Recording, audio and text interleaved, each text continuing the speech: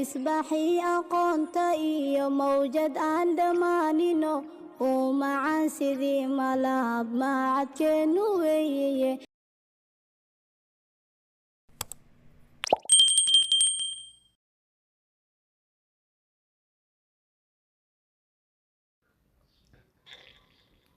السلام عليكم ورحمة الله وبركاته. dhammaan dhalinyarada ku xiran kanaalka Misbaax Podcast kusoo dhawaada channelka qaybtiisa luqadda Ingiriiska. fadlan saaxiibayaal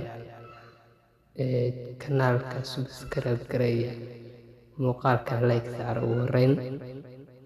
marka labaad, maanta xaggan waxaan ka bilaabi doonaa basiga erayada Ingiriiska. waxaan samayn doonaa in aanu hab qaybo ah oo isku xiran ardayda u barno. sida aad ka arkaysaan meeshaan waxay isku xiran yihiin erayadu si qaybo ah. qaybahaas ayaynu u baran doonaa. mar kastoo aad qayb wixii u baratid ama si isku xiran u baratid, waa mar kastoo ay luuqadii kuu fududaato.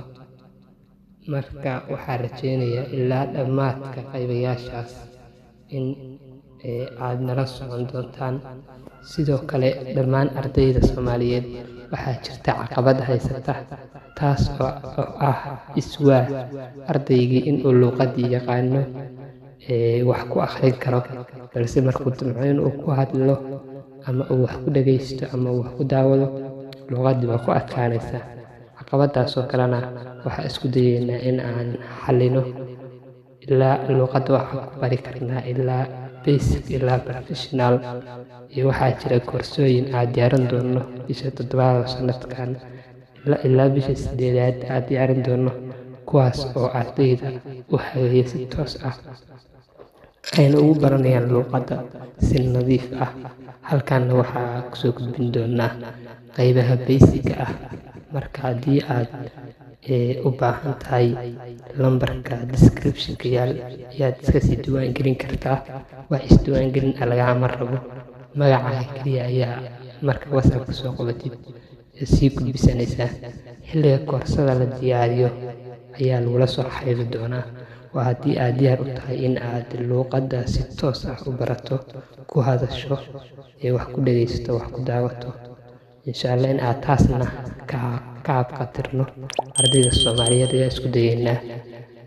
maanta casharkeenu wuxuu ku saabsan yahay erayadan ugu horeeya oo beginning-ka ah ayuu ku saabsan yahay. erayadan erayga ugu horeeya waa ujeedaa eraygii waxa ujeedaa eraygii ama xarafkii oo waxa ujeedaa muuqda, qaabkii qalkii waxaad ujeedaa kelimadda macnaheedii baa ujeedaa. marka kuwan ayaa maanta waa isla furfuri doonaa. ardayda basiga ah oo aasaaska ah waa inay kuwan iska dhisaan. marka sida aad ujeedaan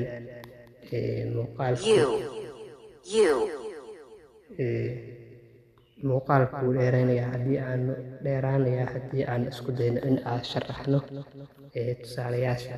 marka waxaan samayn doonaa in aan si guud erayadii u dul marno. haddii aad diyaar u tihiin in aad isku barataan tusaalayaasha iyo erayada iyo ama kelmadaha jumladaha oo kale, waxaan ka samayn doonaa muuqaal labaad.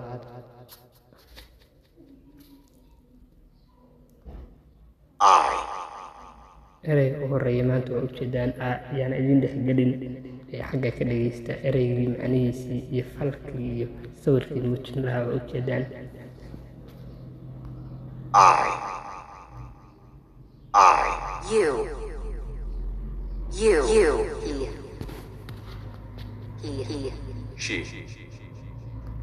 She, it, we, they, my, your,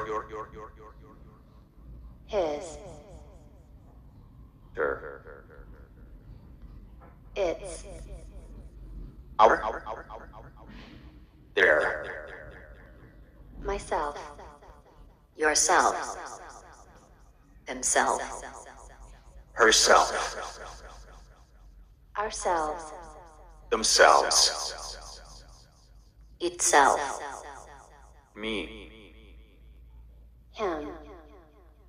Us. Them. This. That. Those. Yours. Hers. Ours. Theirs. And. I.